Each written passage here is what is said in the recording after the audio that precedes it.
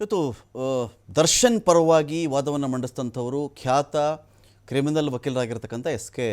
ಈಗ ಒಂದು ಕಡೆ ಇಲ್ಲಿ ನಾಗೇಶ್ ಅವರು ಒಂದು ಕಡೆ ವಾದವನ್ನು ಮಾಡ್ತಾರೆ, ಸಿ.ವಿ. ನಾಗೇಶ್ ಅವರು.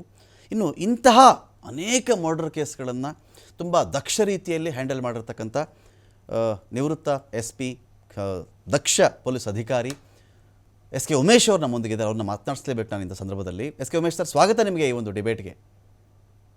Thank you very much Ramakant sir. ನನ್ನ ಪ್ರಶ್ನೆ ಇಷ್ಟನೇ, ಇಲ್ಲಿ ಈ ತರಹದ ಒಂದು ವಾದ ಸರಣಿಯನ್ನು ನಿಮ್ಮ ಕೆರಿಯರಲ್ಲಿ ನೂರಾರು ಬಾರಿ ನೋಡ್ಬಿಟ್ಟಿರ್ತೀರ ನೀವು.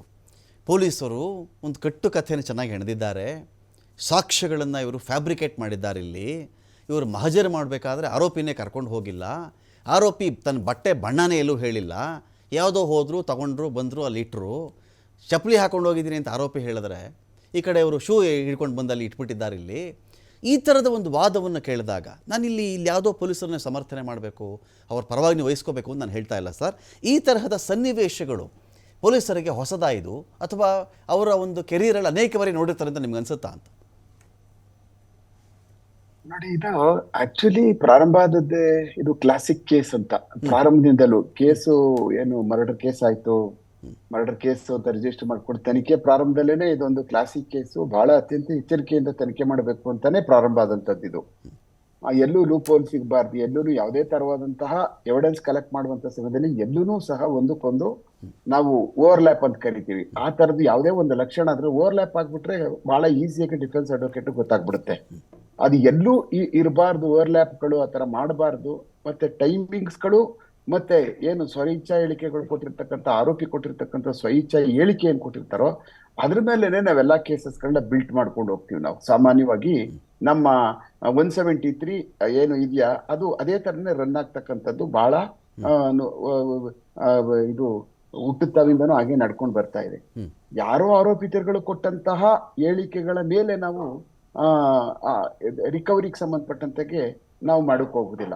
ಆರೋಪಿತ ಕೊಟ್ಟಿರ್ತಕ್ಕಂಥ ಹೇಳಿಕೆಗಳ ಮೇಲೆ ಮಾತ್ರನೇ ನಾವು ರಿಕವರಿಗೆ ಹೋಗ್ತಕ್ಕಂಥದ್ದು. ರಿಕವರಿ ಸರಿಯಾದಂತ ರೀತಿನಲ್ಲಿ ಮಾಡುವಂಥದ್ದು, ಸರಿಯಾದಂತ ವಿಡಿಯೋಗ್ರಾಫ್ ಮಾಡ್ಬೇಕು, ಇವಾಗ ಫೋಟೋಗ್ರಾಫ್ಸ್ ಮಾಡ್ಬೇಕು, ಮತ್ತೆ ಎಲ್ಲಾ ತರವಾದಂತ ಸಾಕ್ಷ್ಯಾಧಾರಗಳ ಆ ದಿವಸ ನಾವೇನ್ ಹೋಗ್ತೀವೋ ಆ ದಿವಸ ಕಂಪ್ಲೀಟ್ ಮಾಡ್ಕೊಂಡು ಮುಗಿಸ್ಕೊಂಡ್ ಬರ್ಬೇಕು.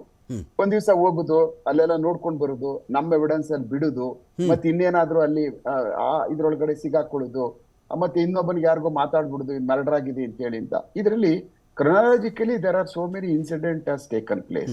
ಬಹಳ ಇನ್ಸಿಡೆಂಟ್ ಗಳು ಇದರಲ್ಲಿ ನೆರೇಟ್ ಆಗ್ತಾ ಇದ್ದಾವೆ. ಎವಿಡೆನ್ಸ್ ಏನು ನಮ್ಮ ಬೇಲ್ಗೆ ಅರ್ಜಿ ಹಾಕೊಂಡಿರುವಂತ ಸಮಯದಲ್ಲಿ ಯಾವುದೇ ಒಂದು ಕೇಸು ಯಾವ ಮಟ್ಟಕ್ಕಿದೆ, ಎಷ್ಟು ಚೆನ್ನಾಗಿ, ಎಷ್ಟು ಪ್ರಬುದ್ಧವಾಗಿ, ಮತ್ತೆ ಎಲ್ಲೂ ಯಾವುದೋ ಒಂದು ಸಂದೇಹಕ್ಕೆ ಎಡೆ ಮಾಡಿ ಕೊಡದೆ ಒಂದು ಚಾರ್ಜ್ ಶೀಟ್ ಸಲ್ಲಿಕೆ ಆಗಿತ್ತು ಅಂತಂದ್ರೆ ಆ ಪ್ರಕರಣದಲ್ಲಿ ಯಾವುದೇ ಕಾರಣಕ್ಕೂ ಕೆಳ ನ್ಯಾಯಾಲಯದಲ್ಲಿ ಅತ್ಯಂತ ವಿರಳ ಬೇಲ್ ಸಿಗ್ತಕ್ಕಂಥದ್ದು.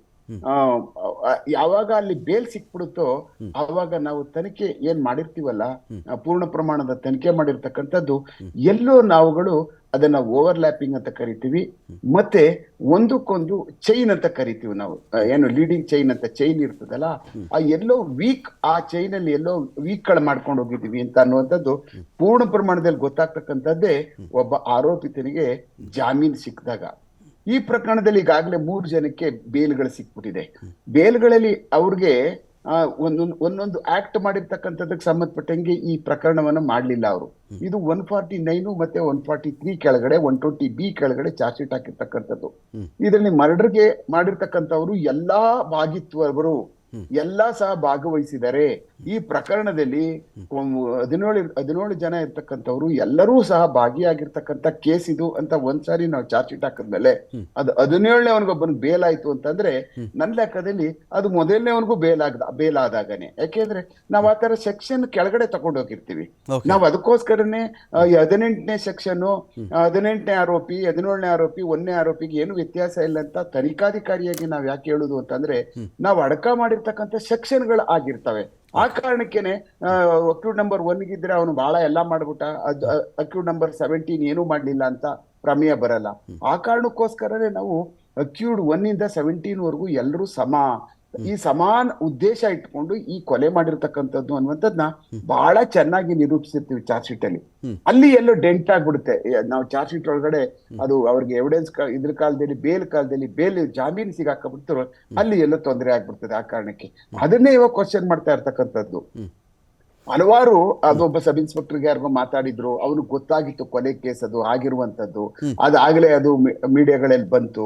ಅದು ಗೊತ್ತಾದ್ಮೇಲೂ ತನಿಖೆಗಳಲ್ಲಿ ಪೊಲೀಸರುಗಳಿಗೆ ಅದು ಗೊತ್ತಾಗ್ಲಿಲ್ವಾ, ಅದು ಎಲ್ಲಾಗಿದೆ ಅಂತ ಗೊತ್ತಾಗ್ಲಿಲ್ವಾ, ಯಾರು ಮಾಡವ್ರೆ ಅಂತ ಗೊತ್ತಾಗ್ಲಿಲ್ವಾ, ಯಾವ ಜಾಗ ಅಂತ ಗೊತ್ತಿಲ್ವಾ, ಅಷ್ಟು ನಿಧಾನಕ್ಕೆ ಯಾಕಾಯ್ತು ಅಂತ ಪ್ರಶ್ನೆಗಳು ನಮ್ಗೆ ಅವತ್ತೇ ಗೊತ್ತಾಯ್ತು. ಈ ವಿಚಾರ ಆಚೆ ಬಂದಾಗ್ಲೇನೆ ಪೊಲೀಸ್ ಸಿಸ್ಟಮ್ ಮೇಲೆ ಆಗೇನೆ ನಾವ್ ಎಲ್ಲಿ ಏನೇನು ಬಿಟ್ಕೊಂಡು ಹೋಗ್ತೀವೋ ಅದೆಲ್ಲ ಡಿಫೆನ್ಸ್ ಅಡ್ವೊಕೇಟ್ಗಳಿಗೆ ಬಹಳ ಅದ್ಭುತವಾದಂತ ಪಾತುಪತಾಸ್ತ್ರಗಳಾಗ್ಬಿಡ್ತವೆ. ನಾವ್ ಎಲ್ಲೆಲ್ಲಿ ಏನೇನು ಸ್ವಲ್ಪ ಯಾಮಾರ್ಕೊಂಡು ಹೋಗ್ತೀವೋ, ಈವನ್ ಆರೋಪಿತರುಗಳನ್ನ ಲೀಡ್ ಮಾಡ್ಕೊಂಡು ನಮ್ಮನ್ನ ಕರ್ಕೊಂಡೋಗಿ ರಿಕವರಿಗೆ ಹೋಗುವಂತ ಸಮಯದಲ್ಲಿ ಪೊಲೀಸ್ ಅವ್ರು ಮುಂದೆ ಹೋಗ್ಬಿಡ್ತಾರೆ ಒಂದೊಂದ್ಸಾರಿ.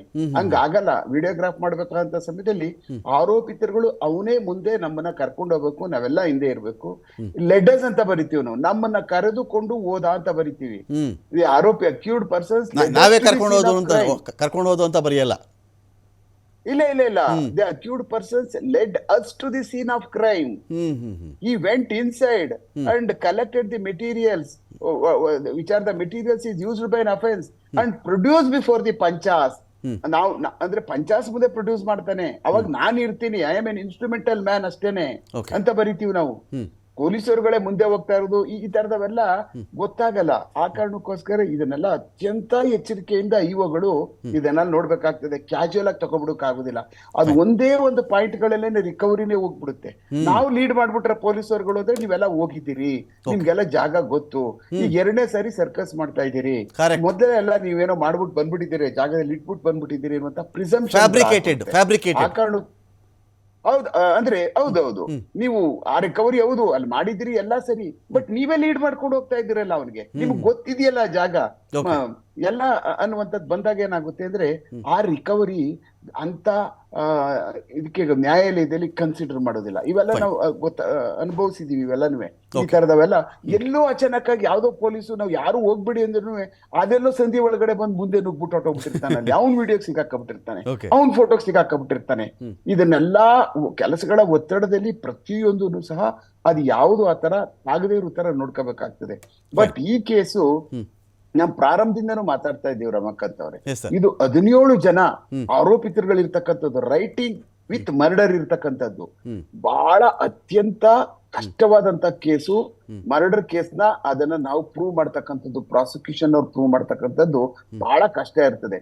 3 ಜನ 4 ಜನ ಇರ್ತಕ್ಕಂಥ ಮರ್ಡರ್ ಕೇಸ್ ನಲ್ಲಿ ಇರ್ತಕ್ಕಂಥ ಆರೋಪಿಗಳನ್ನ ನಾವೆಲ್ಲ ಜೋಡಣೆ ಮಾಡಿ ಪ್ರಾಸಿಕ್ಯೂಷನ್ ಪ್ರೂವ್ ಮಾಡೋದಕ್ಕೆ ನಮಗೊಂದು ಬಹಳ ದೊಡ್ಡ ಸರ್ಕಸ್ ಇರುತ್ತೆ ನ್ಯಾಯಾಲಯದಲ್ಲಿ. ಆದ್ರೆ 17 ಜನನ ನಾವು ಜೋಡಿಸಿ 17 ಜನನ ಅವ್ರ ಕಾಮನ್ ಇಂಟೆನ್ಷನ್, ಕಾಮನ್ ಆಕ್ಟ್ ಮತ್ತೆ ಅವರು ರೈಟಿಂಗ್ ಕೇಸಲ್ಲಿ ಭಾಗವಹಿಸಿ 120B ಪೂರ್ಣ ಪ್ರಮಾಣದಲ್ಲಿ ಇವ್ರು ಇದಾರೆ ಅಂತ ನಾವು ಚಾರ್ಜ್ ಶೀಟ್ ಅಲ್ಲಿ ಬರೆದಾಗ ಅದನ್ನ ಅದು ಇದ್ದದ್ದು ಬಹಳ ದೊಡ್ಡ ಚಾಲೆಂಜ್. ಇದು ಒಂಥರ ನಾವು ನಮ್ಮೂರವರು ವರ್ಸಸ್ ಬ್ರೆಜಿಲ್ನವರು ಕ್ರಿಕೆಟ್ ಆಡ್ದಂಗ ಆಗ್ಬಿಡುತ್ತೆ, ಇದು ಫುಟ್ಬಾಲ್ ಆಡ್ದಂಗ ಆಗ್ಬಿಡುತ್ತೆ. ಆ ಮಟ್ಟಕ್ಕೆ ವ್ಯತ್ಯಾಸ ಆಗ್ಬಿಡ್ತದೆ ಕೇಸ್ ನ ಡಿಪೆಂಡ್ ಮಾಡ್ತಕ್ಕಂಥದ್ದು. ಬ್ರೆಜಿಲ್ ಅವ್ರ ಹತ್ರ ಆಡ್ಬೇಕು ಅಂತಂದ್ರೆ ಸ್ಪೇನ್ ಅವರೇ ಆಗ್ಬೇಕು, ಬೇರೆ ಇನ್ಯಾವ್ದಾರ ರಾಷ್ಟ್ರದವ್ರು ಆಗ್ಬೇಕು. ನಮ್ಮೂರವ್ರು ಹೋಗ್ಬಿಟ್ಟು ನಾವು ಟೀಮ್ ಕಟ್ಕೊಂಡು ಬ್ರೆಜಿಲ್ ಅವ್ರ ಮೇಲೆ ಆಟ ಆಡ್ದಂಗ ಆಗ್ಬಿಡ್ತದೆ ಡಿಫೆನ್ಸ್. ಆ ತರ ನಮ್ಮನ್ನ ಡಿಫೆನ್ಸ್ ಅಲ್ಲಿ ಹೊಡೆದಾಕ್ಬಿಡ್ತಾರೆ. ಆ ಕಾರಣಕ್ಕೆ ಈ ಕೇಸ್ ನ ಮಾಡ್ಬೇಕಂತ ಸಮಯದಲ್ಲಿ ಅತ್ಯಂತ ಎಚ್ಚರಿಕೆಯಿಂದ ಮಾಡ್ಬೇಕು ಈ ಕೇಸ್ ನ. ಬಟ್ ಈ ಯಾವುದೇ ಒಂದು ಕೇಸ್ಗಳಲ್ಲಿ ಯಾವ ಪೂರ್ಣ ಪ್ರಮಾಣದಲ್ಲಿ ತನಿಖೆ ಆದ್ಮೇಲೆ ಅದರದ್ದು ಗೊತ್ತಾಗ್ತಕ್ಕಂಥದ್ದು ಎಲ್ಲಾ ತಪ್ಪುಗಳು, ನಾವು ಮಾಡಿರ್ತಕ್ಕಂಥ ಎರರ್ಗಳು ಇಂತ ಒಬ್ರು ಅಡ್ವೊಕೇಟ್ಗಳು ನಿಂತ್ಕೊಂಡಾಗ ಮಾತ್ರ ಗೊತ್ತಾಗುತ್ತೆ. ಆವಾಗ್ಲೇ ಅರೆರೆ ಹೌದಲ್ವಾ ನಾವ್ ಹಿಂಗ್ ಮಾಡಿದೀವಲ್ಲ, ಹೌದಲ್ವಾ ಹಿಂಗ್ ಕಂಡಿಡ್ಬಿಟ್ರಲ್ಲ ಅವರು, ಈ ತರ ಮಾಡ್ಬೇಕಾಗಿತ್ತಲ್ವಾ ಅಂತ ಅನ್ನುವಂತ ಅದೇನೋ ಹೇಳ್ತಾರಲ್ಲ, ಕಡ್ಲೆಕಾಯಿ ನೆನ್ನೆ ಗಾಣ ತೆಗೀದು ಅಂತ ಅನ್ಬಿಟ್ಟು ಅಂತ. ಹಾಗೆ ಗಾಣದ ಒಳಗಡೆ ನುಗ್ಗುದು ಯಾವಾಗಾದ್ರೆ ಮೊದಲನೇ ಗಾಣ ಇಂತ ಬಹಳ ಅತ್ಯಂತ ಹಿರಿಯ ವಕೀಲರುಗಳು ಬೇಲಿಗೆ ನಿಂತ್ಕೊಂಡಾಗ, ಎರಡನೇದು ಇಂತ ಅತ್ಯಂತ ದೊಡ್ಡ ವಕೀಲರುಗಳು ಡಿಫೆನ್ಸ್ ಸೈಡ್ಗೆ ನಿಂತ್ಕೊಂಡಾಗ ನಮ್ಮ ಎಲ್ಲಾ ಪದರಗಳು, ಎಲ್ಲಾ ಬಟ್ಟೆಗಳ ನೂಲುಗಳು ಪೂರ್ತಿ ಗೊತ್ತಾಗ್ಬಿಡ್ತದೆ. ಇದೊಂದು ಒಂಥರ classic case for police and classic case for prosecution side and also the investigation officer. ಇದು ಈ ಕೇಸಲ್ಲಿ ಒಂದೊಂದು ಮಾತಾಡ್ತಾ ಇರ್ತಕ್ಕಂಥದ್ದು ಪ್ರಾಸಿಕ್ಯೂಷನ್ ಏನು ಡಿಫೆನ್ಸ್ ಸೈಡ್ ಅಲ್ಲಿ ನನ್ನ ಲೆಕ್ಕದಲ್ಲಿ ಅದು ಕರೆಕ್ಟೇ, ಅವ್ರು ಪ್ರತಿಯೊಂದೂ ಸಹ ಮಾಡ್ತಾರೆ. ಆಮೇಲೆ ಶಿವನಾಗೆ ಸಾಹೇಬ್ರು ಒಂದ್ ಹೇಳಿದ್ರು, ಬ್ಲಡ್ ಗೆ ಸಂಬಂಧಪಟ್ಟಾಗೆ ಎಲ್ಲ ಒಗೆದು ಬಿಟ್ಟಿದ್ರು, ಕುಕ್ ಬಿಟ್ಟಿದ್ರು, ಅದೆಲ್ಲ ಒಣಗಿಸ್ಬಿಟ್ರು, ಅದ್ ಹೆಂಗ್ ಸಿಕ್ಬಿಡುತ್ತೆ ಹಾಗೆ ಹೀಗೆ ಅಂತ ಅನ್ನುವಂಥದ್ದು. ನಾವು ಆ ಬಟ್ಟೆ ಒಗೆದಾಕ್ಬಿಟ್ಟಾದ್ಮೇಲೆ ಆ ಬಟ್ಟೆ ಇತ್ತು, ಆ ಬಟ್ಟೆ ಧರಿಸಿದ್ದ, ಆ ಬಟ್ಟೆಯಲ್ಲಿ ಇತ್ತೋ ಇಲ್ವೋ, ಬಟ್ ಅದನ್ನ ನಾವು ಸೀಸ್ ಮಾಡ್ಬೇಕಾಗುತ್ತದೆ. ಇಲ್ಲ ಅಂತ ಬರೀಕ್ ಆಗುದೇ ಇಲ್ಲ ಕಾನೂನಲ್ಲಿ. ಓಕೆ. ಅದ್ರಲ್ಲಿ ಇರ್ಲಿ ಇಲ್ದೆ ಹೋಗ್ಬಿಡ್ಲಿ, ಅಕಸ್ಮಾತ್ ಇದ್ರೆ ಅದೊಂದು ಲೂಮಿನಾರ್ ಏಜೆಂಟ್ ಅಂತ ಒಂದು ಟೆಸ್ಟ್ ಮಾಡ್ತಾರೆ.